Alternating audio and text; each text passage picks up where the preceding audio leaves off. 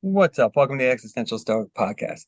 Do you struggle facing challenges and difficulties in life? Do you feel like you just can't get to the next stage or overcome what you're facing? Well, you're in luck because today we're going to talk about how to face difficulties. I'm Danny, everybody. Randy, what's up, Randy? Yo, Danny.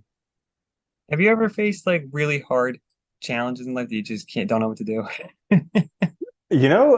On a regular basis, I've been facing a lot of challenges recently, difficulties, whatever you want to call them. And one of them in particular really like got under my skin. This was an interaction with a person, just like really got under my skin.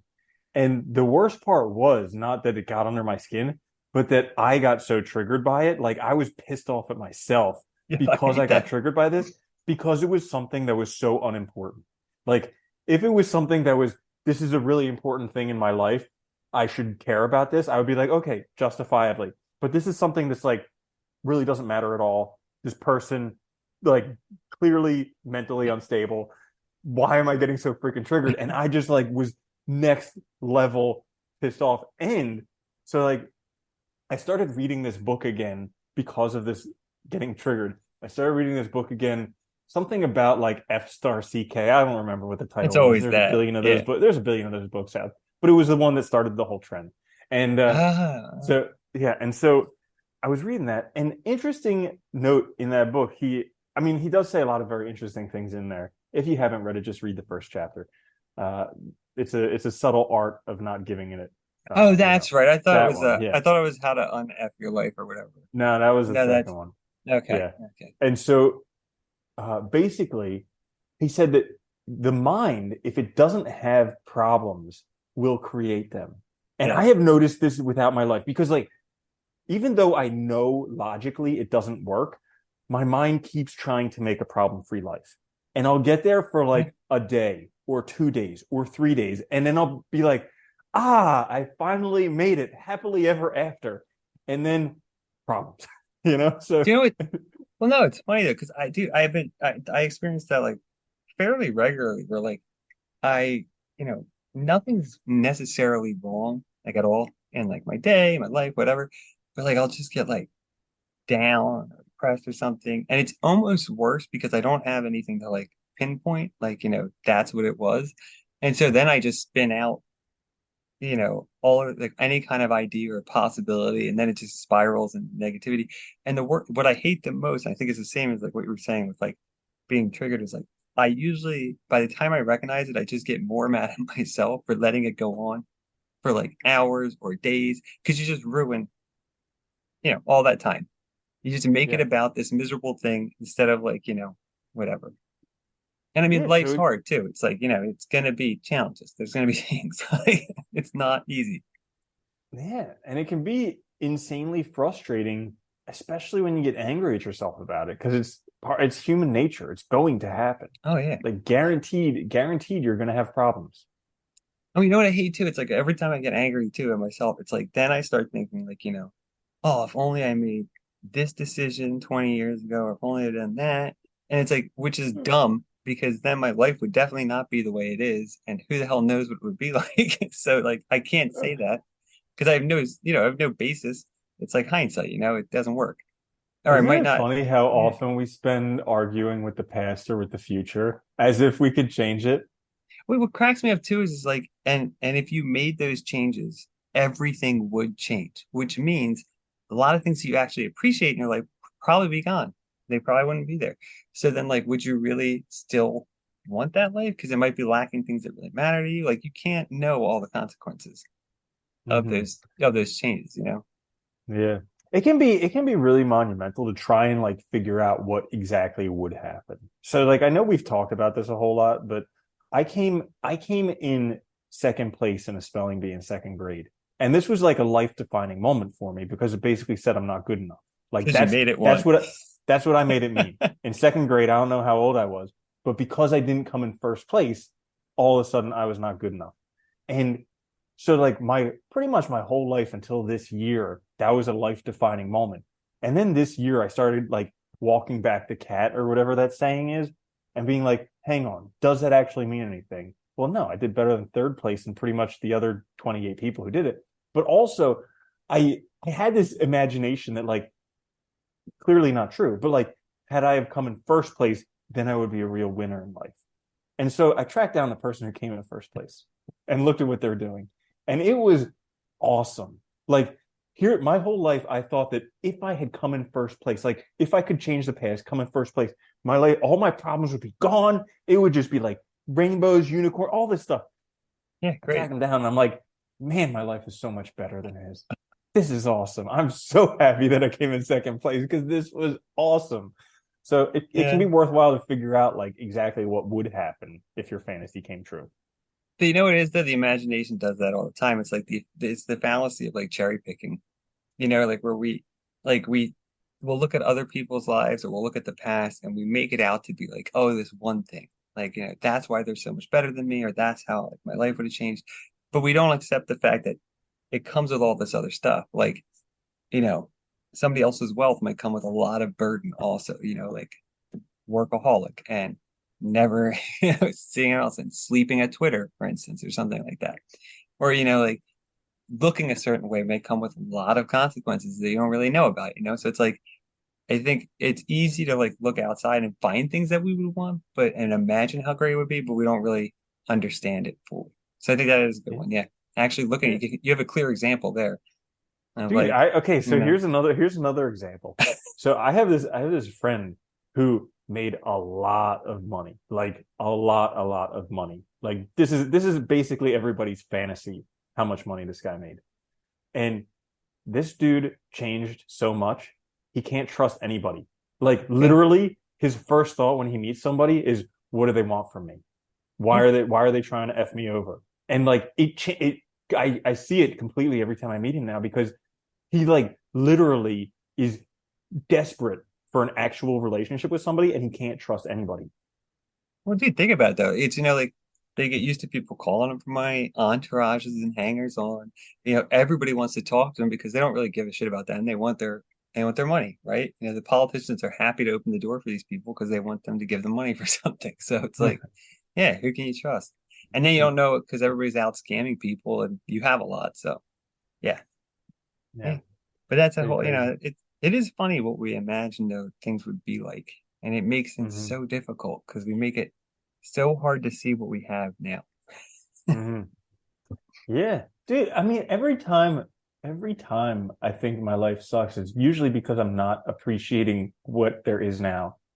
Yeah, Oh my gosh, yeah, this morning I was making coffee and I was just looking around and I was just like, oh my gosh, I have this, I have this, there's this. Oh my gosh, there's this, and I was just like, man, could you create a better life? This is just awesome. yeah. That is, it's I don't remember where I heard that from, but it is really helpful to just look around and literally point out the things that you're happy you have now That was from in your me. life. I Was it said from you? that I said that like 6 months or a year ago. Yeah. Ah, okay. Oh, there you Because go. I mean, when you think about it, it makes sense. We Yeah, spend our whole life curating our life. We buy the things that we want or that we think other people would admire if we had, and we get rid of things that we don't like. So we spend our whole life creating this environment that we like.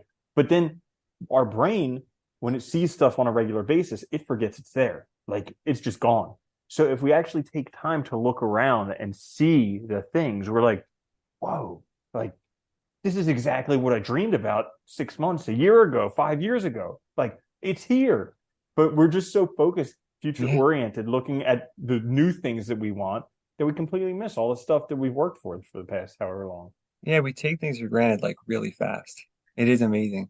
The other thing too, I think that's bad is like we you have to get clear about the real level of at which something matters.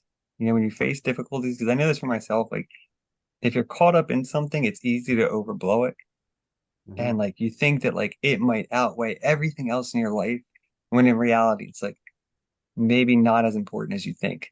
And it's Mm-hmm. important to check yourself because like, you see these people that like, get so stressed out about work and about like messing something up or like school or whatever. Like they're so stressed out about getting A's or something like that. And they don't hang out with people, they don't see people because they're worried and worried, working, working. And it's like, does it matter that much? Does it really make that much of a difference? And actually asking yourself that too, I think can be super helpful because I know I have that problem, and like you can get caught up in it, and it can totally like derail you for, well, for your whole life, actually, in some cases, but like for a long time. Yeah, no, that's a good point. You got to remember that you're going to die and you're going to be on your Yeah, deathbed one day looking back and being like, why was I so concerned about going to work every day? Like yeah, I missed out on everything. Uh, yeah, that's a yeah, it's huge funny. one because Well, we're all going to die every day we're getting closer, one day at a time. yeah, I think that's Hmm. one of the things. Like, it's funny, but like all these philosophers talk about, and I think that's like one of the most important things is just appreciating the fact that life's short and you have one chance. It's like asking yourself seriously, like, why am I doing what I'm doing? Is this what I Hmm. want? Is this really matter? This is, if I only have one chance, would I do it this way? It's a Yeah, great way to kind of like reset. yeah. And there's this motivational video that I listen to on a pretty regular basis that starts with, if you only had 6 months left to live, what would you do differently? And like every time I hear that, I'm just like, I imagine if I only had Yeah, 6 months, what would I do? Because in reality, we all only have 6 months or less. yeah, Who's to say we have any long? Like to think that you do is just an illusion because we could all die today. And so it really brings into focus the important things in life. Because I was talking, we were talking a couple of weeks ago about this one dude who I was doing something that was on his bucket list. And oh yeah, yeah, here's like an 80-year-old guy. This thing is what happens once a year. This is on his bucket list. He tells me it's on his bucket list. I was like, well, come do it this time. And he's like, oh, no, I'm not going to do it this time. And I'm like, dude, you're freaking 80. Like, you're running out of years. It's not going to be around that long. And so, uh, uh, yeah, because it's that whole concept of like, you better start living your life now because it's going to disappear. that's my favorite too. Because if you have a long bucket list and you've had it for like years or decades, like, do you even still want to do that stuff? Like, Yeah. you Yeah. even like it now because your interests might have changed, or like, whatever. Like things change, you might not even want it. You might be, who knows? It's going to be a lot Hmm. harder because you're older. Who knows? Yeah. Yeah, it's funny. It is Yeah. funny. One, I Oh, good. I was gonna well, say, I one thing remember. I just wanted to touch on, I Yeah, know, right? One thing I wanted to touch on. So, like, when I said look around your room and see things that you also enjoy, there was also this story about this guy who basically was a very, very wealthy CEO, and he was excellent at gratitude because he was like, "Oh, thank you so much for these cars. Thank you so much for these multiple relationships that I have. Thank you so much for this amazing house. Thank you so much for this business." And then COVID hit and he lost it all. And then there you go. gratitude was really difficult because all this stuff he was grateful for disappeared. So, in addition to looking around your room, also look at yourself and see the person that you've become. So, like for me, what I like to do is I look back 5 years ago, 10 years ago, 20 years ago, see who I was then, see who I am now, look at the skills I've developed, look at the person that I've become, and be grateful for those things as well, because those things will never leave you. The Yeah. yeah, the material things, yeah, they could be gone tomorrow, but the actual person you became in obtaining them or working towards them, that'll never leave you. Self comparisons are like the best because like that is, you really do see the change, and you also see going in the right direction. Yeah, which you can't see when you're just looking at like material stuff, because it does, it Mhm. changes. I mean, a new iPhone's going to come out, right? A new thing's going to, whatever the hell is going to come out in the futures that you're going to want. So it's like, Yeah, or somebody could break into your house and steal your stuff, yeah, or your I house could mean, burn down, and or the insurance company, your insurance lapsed the day before it happened. Like all that stuff is possible. So yeah. or a pandemic happens, you lose everything, right? Like, who knows what's Hmm. going to happen? Nobody thought that was going to happen. Yeah. Hmm. The other thing I was going to say, that going back to the, like, thinking about the shortness of your life, was like, there's so many stories. I remember this teaching biomedical ethics too, of people who get a terminal illness but make it, and like totally changing their lives, like everything about their lives, you know after they beat this illness, because they realize all of a sudden, like, it's like a new life, or a new lease on life, or a second life, or whatever. Like, you'll hear stories of people just traveling, or like, quitting a job they hated and doing something completely different so they can spend more time with their friends and family, but like you start to see what's really actually important, because they realize, like, oh, I took for granted I had all this time, and I took for granted all these people in my life, and just kept doing this thing day in and day out, not thinking that, like, it could end. And then, then what? Am I really going to be happy with who I am and what I became when it's over. Hmm. Yeah, that's an eye opener because when you're given a second chance at life, you better take hold of it. It is funny though, because I think it is really hard to do unless you have a situation like that. Because like you can imagine it, but it's not quite the same as like actually facing it. And I think you have to like, so I think you can imagine, I think you can like do things like journaling and stuff can help you get there. But it is, you have to work, you have to put work in to get there to see it that way. Yeah.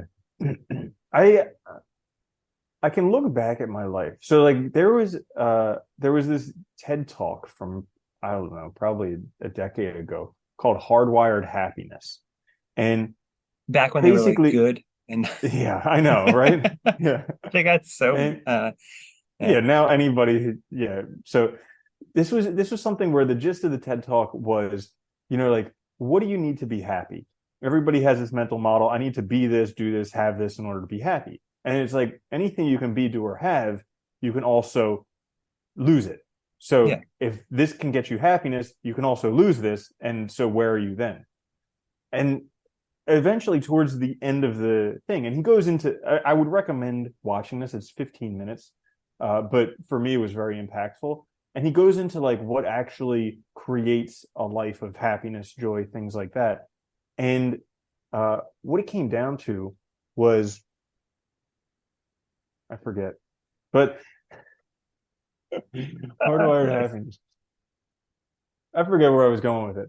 But anyways, anything you can get, you can unget. And Was this and so he character and get stuff? he Is that get what you're talking about? That one?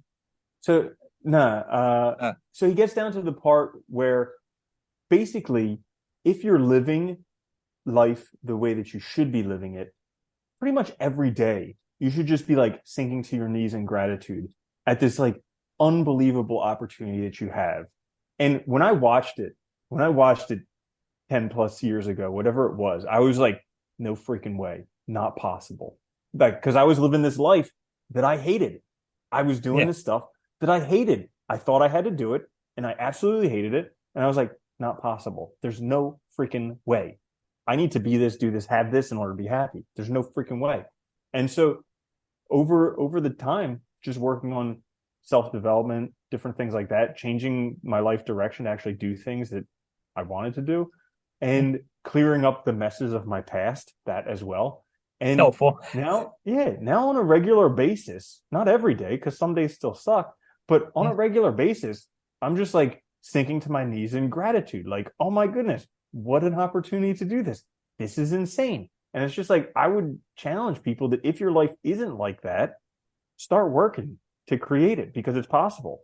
You know what's funny? I remember that reminds me of when I early on when I like first read Nietzsche. He's like a compatibilist with fate, fatalism, Mm, and freedom.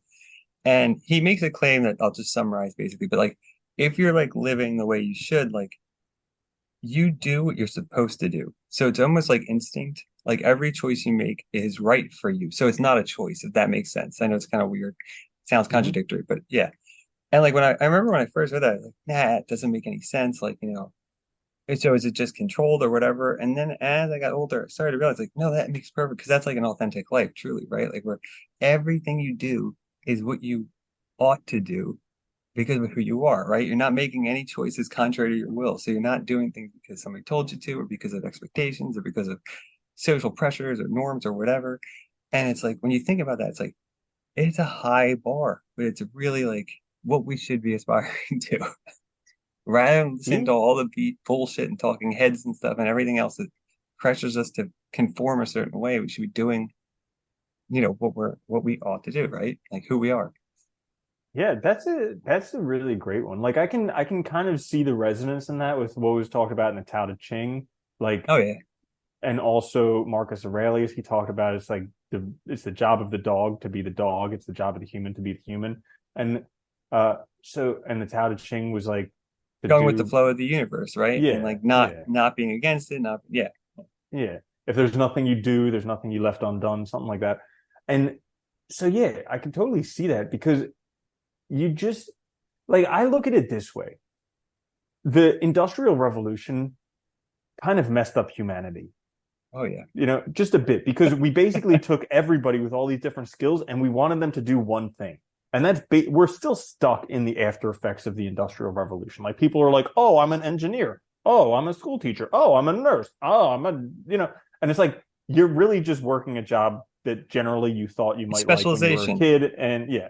Yeah. And so we miss out on all of our unique talents. And so, kind of as like an exercise I like to do is like, if all of my needs were provided for, if I had all the money I needed, all the food I needed, all the love I needed, all the everything that I needed, like what would I actually do? And then Yeah. and then get doing that, because that's probably what your what your insides are screaming out to you to actually go and do. Yeah. And it's really hard. It is really hard to break those like blinders that you have on from your socialization and culture and everything you see all the time. Like it is really difficult to like get down to who you are versus like what everyone wants you to be or what society wants you to be. And specialization is a big part of it, I think, because you don't even have a framework to understand what you might be good at because you don't know. You haven't even experienced anything other than like Mm-hmm. one thing. And it's like you Yeah. make that choice when you're so young that it really doesn't, it's not helpful. And Yeah. it could be the thing that you're absolutely terrified of. Like Probably is. for yeah, like for me, I knew what like there's this saying, I hope you live long enough to find out the reason why you were born. And I think like now in my 40s, I'm just discovering the reason that I was born. Like it took that long of all these quote unquote failed attempts. But it's like the thing that I'm doing is the thing that was the most fear inducing thing for me, because it was what I always wanted to do, but I was always terrified that I wasn't going to be able to do it. Like I literally thought that you had to be some other type of higher level human being in order to accomplish this thing. Yeah. And and then just like once I got into it, the more I learned about it, the more scared I got.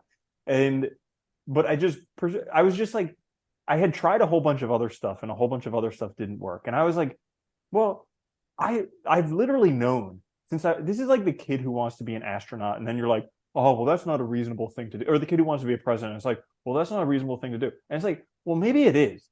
Because Yeah. if that's really your dream, like if that's really from when I was a kid, I knew this was what I wanted to do. But my whole entire life, I convinced myself it wasn't possible. And then I stepped But into it and it was terrifying. And now it's getting more and more possible every day. that's just it though, right? It does. It gets more and more possible because there's no reason why you can't do it if you want to do it. That's the crazy part. But we convince ourselves that we can't. And I think that's the biggest burden is like, well, the biggest burden is ourselves. It's our own like fears and limitations that we present to ourselves, and then our own like interpretation that's a lot of the time fed to us by others that restricts our options. And I think it's the hardest thing you got to break out of. But once you break out of that, it's good. Mm-hmm. Yeah. Yeah. One thing so the actual reason that this episode idea on Oh yeah, right. problems and life challenges, I know, what the heck are we actually talking about today? I forgot. So I, again, age is like, age solves everything except for like mortality, like the whole mortality type thing. But pretty much That was a every lot other of other problem, problems. everything else, you're good. So like, uh, with age, I have noticed that problems, challenges, all this stuff, they're uncomfortable. They suck. I want to get rid of them as soon as possible, but they're always good for me. And that's something the past year has been like Yeah. a major realization for me, because I look back in my life, the worst problems I ever had were the times when I needed to make the biggest changes in my life that set me in the right direction. And so now, regularly, when problems come up, I get frustrated as heck. I get angry at myself. I get angry at the world. I curse everything. And then I'm like, this is probably good for me. And you face it, right? Yeah. And I think they do get easier to face because you realize that connection. Like, and I think, I agree with you. When I was younger, I think you turn away from things, you distract yourself, you hide, you justify doing what you've always done, whatever, instead of actually just doing that thing that would make it better and actually facing it. So yeah, yeah, I think that's a good point. Mhm. It's weird too how I wish it happened. Yeah, it would be great if it people were taught this when they were little, and then they just had that information, and Some things there's the only way to do it is experientially. Like that's most I'm things. yeah, yeah. I'm pretty sure if somebody told me when I was young, the only way you're gonna be happy is by making a bunch of mistakes and you just have to get older, I would be like, mm-mm, no, You're an I know idiot. the answer. Yeah, Yeah. The answer is make lots of money, be an that's Instagram star. That's it. Yeah. it. I don't need your help. Mhm. Yeah, Yeah. exactly. Ugh. So anything else you wanted to add to that? No, I think that's good. That's good. I Okay. hope this. Actually, Yeah. you were introducing, not Was me. I? Oh yeah, yeah. What am I doing? Yeah. I don't know. Just taking charge, man. Go for it. So anyway, hope that helps you guys face your difficulties. Check us out on YouTube. Listen wherever you get your podcast. Please like, share, subscribe. It helps us out a lot. We'll be back later this week with a quick fix. But until then, later, Andy. Later, Danny.